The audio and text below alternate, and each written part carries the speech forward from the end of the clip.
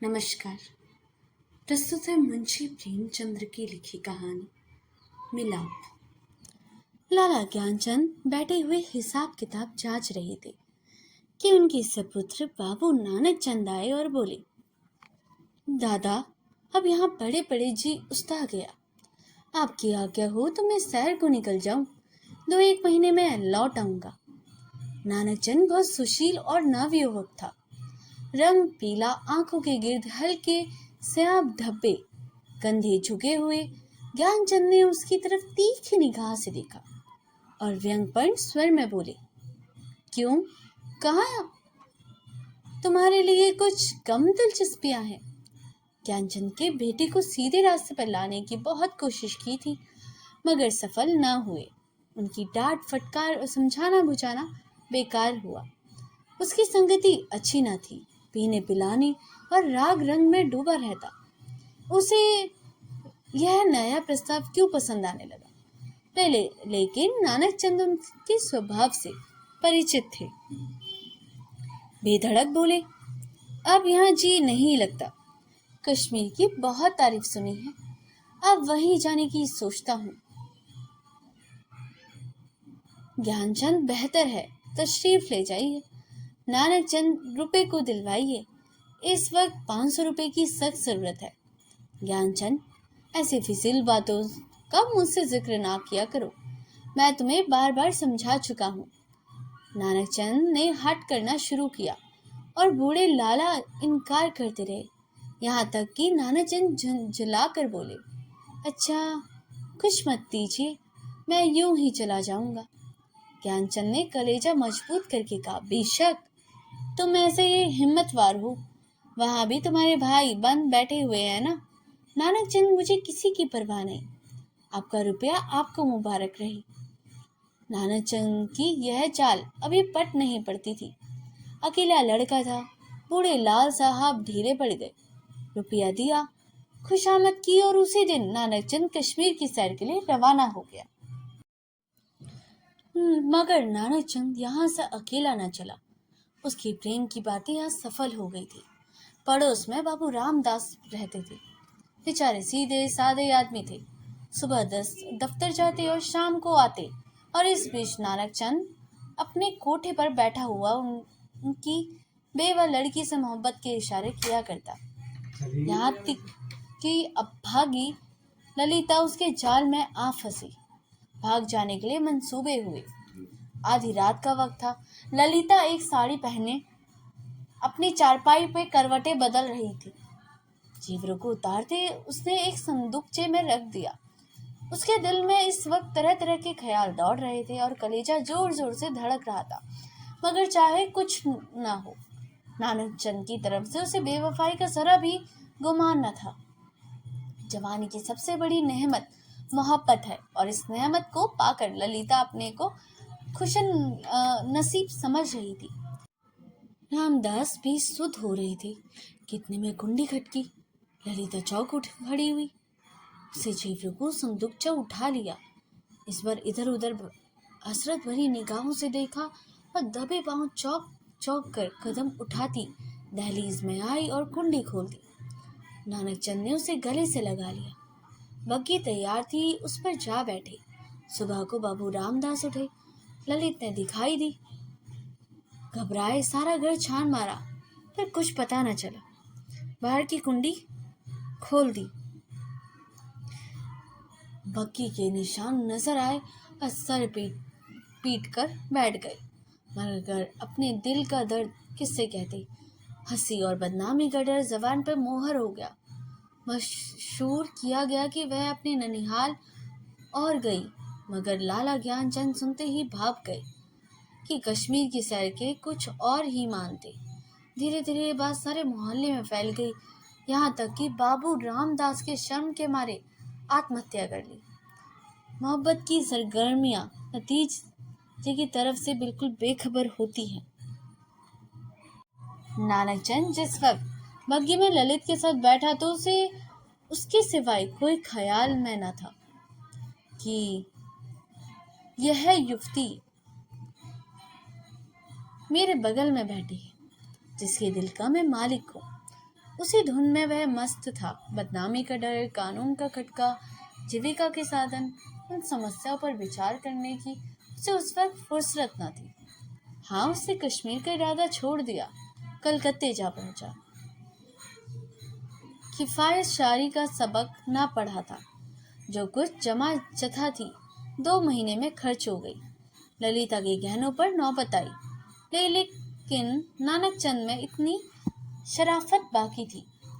दिल मजबूत करके बाप को खत लिखा, मोहब्बत को गालियां दी और विश्वास दिलाया कि अब आपके पैर चूमने के लिए जी बेकरार है, कुछ खर्च भेजिए। लाला साहब ने खत पढ़ा, तस्कीन हो गई कि चलो जिंदा है, खैरियत से है।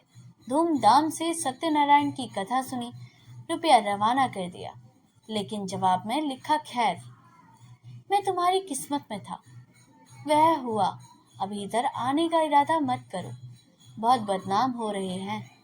तुम्हारी वजह से मुझे भी बिरादरी से नाता तोड़ना पड़ेगा।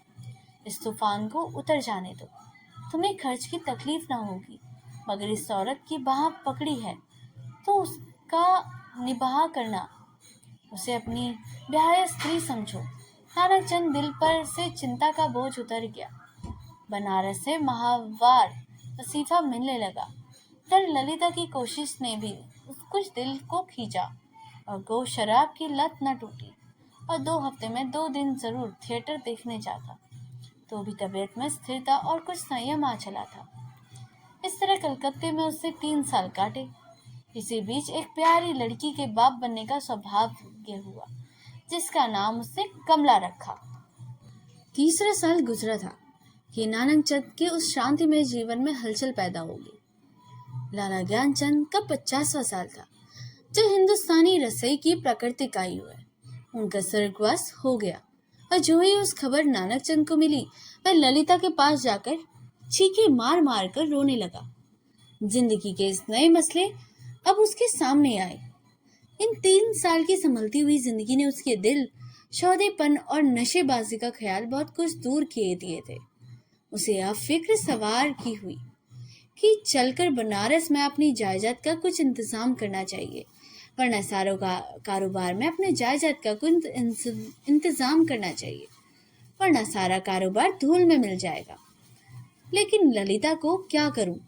अगर इसे वहां लिए चलता हूं तो 3 साल की पुरानी घटनाएं ताज़ी हो जाएंगी और फिर एक हलचल पैदा होगी जो मुझे हुक्काम और हमजोरिया की जलील कर देगी। इसके अलावा उसे अब कानूनी औलाद की जरूरत भी नजर आने लगी। यह हो सकता है कि वह ललिता को अपनी ब्याहता स्त्री मशहूर कर देता, लेकिन इस आम ख्याल को दूर करना ही असंभव था। उसने उसे भगाया है। ललिता से नानक चंद को अब वह मोहब्बत ना थी जिसमें दर्द होता था और बेचैनी होती थी। अब वह एक साधारणतः पति था जो गले में पड़े हुए ढोल को पीटना ही अपना धर्म समझता है, जिसे बेबी की मोहब्बत उस वक्त याद आती है जब वह बीमार होती है। वह उससे अचरज की कोई बात नहीं। अगर जिंदगी की नई उमंगों ने उसे उकसाना शुरू किया, मसूबे पैदा होने लगे जिनका दौलत और बड़े लोगों के मेलजोल से संबंध है। मानव भावनाओं की यही साधारण दशा है। नानक चंद अब मजबूर इराई के साथ सोचने लगा कि यहाँ ही क्यों कर भागूं। अगर लजाजत कर देता हूँ तो 2-4 दिन में सारा पर्दाफाश हो जाएगा। अगर हीला कर देता हूँ तो आज के तीसरे दिन ललिता बनारस में मेरे सर पर सवार होगी। कोई ऐसी तरकीब निकालो कि इन सब भावनाओं से मुक्ति मिले। सोचते सोचते उसे आखिर एक तब्दीर सूझी। वह एक दिन शाम को दरिया की सैर का बहाना करके चला और रात को घर न आया। दूसरे दिन सुबह को एक चौकीदार ललिता के पास आया और उसे थाने में ले गया। ललिता हैरान थी कि क्या माशा है। दिल में तरह तरह की दुश्चिंताएं पैदा होने लग गई। वहां जाकर कैफे देखी तो दुनिया आंखों में अंधेरी गई। नानक चंद ने कपड़े खून में तरबतर पड़े थे। उसकी वही सुनहरी घड़ी, वही खूबसूरत छतरी, वही रेशमी साफा, सब वहां मौजूद था। जेब में उसके नाम के छपे हुए कार्ड थे। कोई संदेश ना रहा कि नानक चंद को किसी ने कत्ल कर डाला। 2-3 हफ्ते तक थाने में तहकीकातें होती रही और आखिरकार खूनी का पता चल गया। पुलिस के अफसरा से बड़े बड़े इनाम मिले। इसको जासूसी का एक बड़ा आश्चर्य समझा गया। खूनी ने प्रेम की प्रतिद्वंदा के जोश में यह काम किया गया, मगर इधर तो गरीब बेगुनाह खूनी सूली पर चढ़ा हुआ था और वहां बनारस की नानक चंद की शादी रचाई जा रही थी। लाला नानक चंद की शादी इस एक रसोई घराने में हुई और तब धीरे धीरे वही पुराने उठने बैठने वाले आने शुरू हुए और वही मजलिसें जमी और फिर वही सागर ओ मीना के दौर चलने लगे। संयम का कमजोर अहाता इन विषय वासना के बटमारों का ना रोक सका।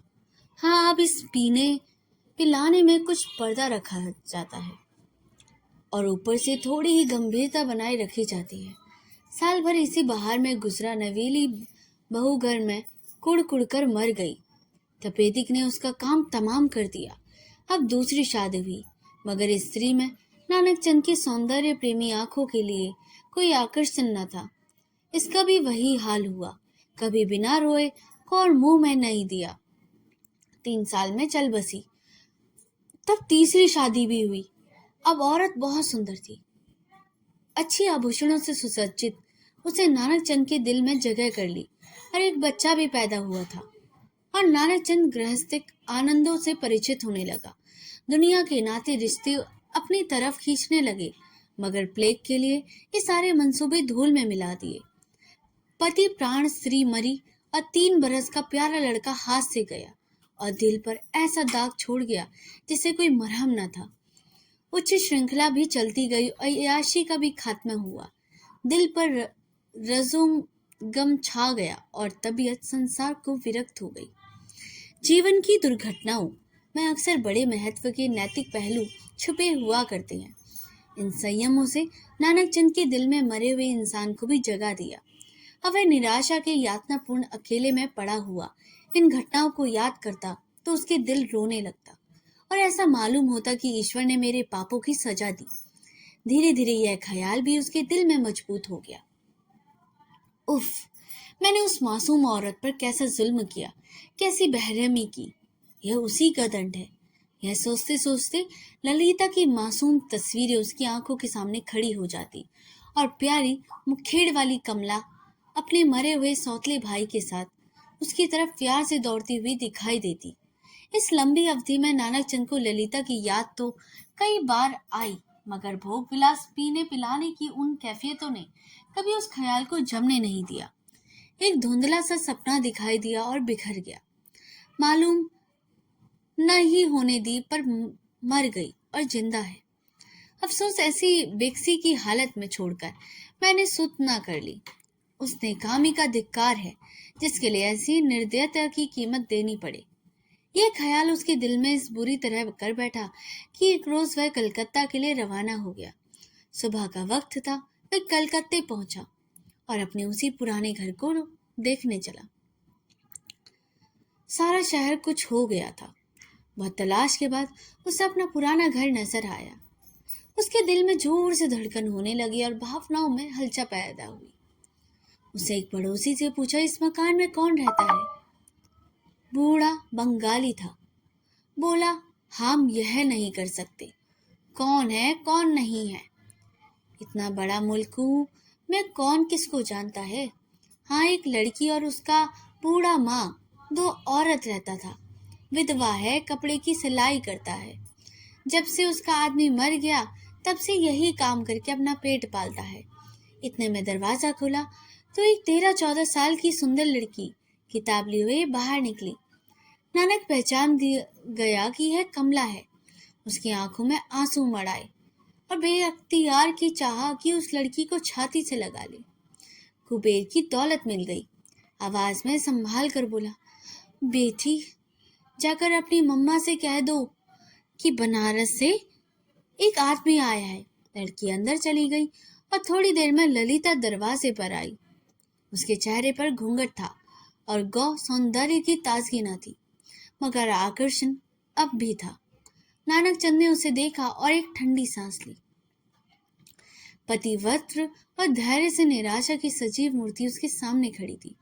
उसे बहुत जोर लगाया मगर जब्त हो सका, पर बस रोने लगा।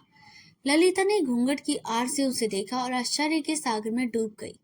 वह चित्र जो हृदय पट पर अंकित था और जीवन को अल्पकालिक आनंदों की याद दिलाता रहा था, जो सपनों में सामने आकर कभी खुशी के गीत सुनाता था तो कभी रंज के तीर चुपाता था, इस वक्त सजीव सचल सामने खड़ा था। ललिता पर बेहोशी छा गई। वह वही हालत जो आदमी के सपनों में होती है। वह व्यग्र होकर नानक चंद की तरफ बढ़ी और रोती हुई बोली, मुझे भी अपने साथ ले चलो। मुझे इस अकेले किस छोड़ दिया था। मुझसे अब यहाँ नहीं रहा जाता। ललिता को इस बात की जरा भी चेतना न थी कि उस व्यक्ति के सामने खड़ी है जो जमाना हुआ मर चुका, वरना शायद वह चीख कर भागती। उस पर अपने सपने की सी हालत छाई हुई थी। मगर अब नानक चंद ने उसे सीने से लगाकर कहा, ललिता, अब तुमको अकेले ना रहना पड़ेगा। तुम्हें इन आंखों की पुतली बनाकर रखूंगा, इसलिए मैं तुम्हारे पास आया हूँ। मैं अब तक नर्क में था, अब तुम्हारे स्वर्ग का सुख भोगूंगा। तो ललिता चौंकी और छिटकर अलग हटती हुई बोली, आंखों को तो यकीन आ गया मगर दिल को नहीं आता। ईश्वर करे यह सपना ना हो। यह कहानी यहीं पर समाप्त होती है। इसमें नानक चांद नाम का एक युवा अपने पिता के स्वर्गवास के बाद अपनी पत्नी ललिता से मिलने आता है, जिसके साथ उसे एक बेमिसाल रिश्ता बनाया था। नानक चंद की घर वापसी पर ललिता नानक चंद से कहती है कि अब उसे अकेले रहने के बजाय उसके साथ रहना होगा। उसे अपने हर काम को करने के लिए तैयार रहने को कहा जाता है। यह कहानी एक ऐसे व्यक्ति की है जो अपने अतीत की गलतियों का एहसास करता है और अपनी पुरानी प्रेमिका के साथ मिलकर जीवन बिताने की भी बात करता है। कहानी में दिखाया गया त्याग, प्रेम और मानवीय मूल्यों को भी दर्शाया गया है। फिर अपनी प्रेमिका से मिलने के बाद वह अपने जीवन को सुधारने का भी प्रयास करेगा। वह उससे वादा भी करता है कि उसे अकेले नहीं छोड़ेगा और उसके साथ हमेशा रहेगा। कहानी की शुरुआत नानक चंद के पिता की मृत्यु की खबर से होती है, जो नानक चंद को ललिता के साथ दुख मनाते हुए दिखाता है। नानक चंद को अपनी संपत्ति के प्रबंधन की चिंता होती है और वह ललिता को बनारस ले जाने में झिझकता है। पिता को डर है कि वह अपनी संतान के बारे में सोचने और समाज में जलील होने का डर भी उसे सताता रहता है। उसे कानूनी संतान की आवश्यकता महसूस होती है, उसकी जायदाद को जो संभाल सके।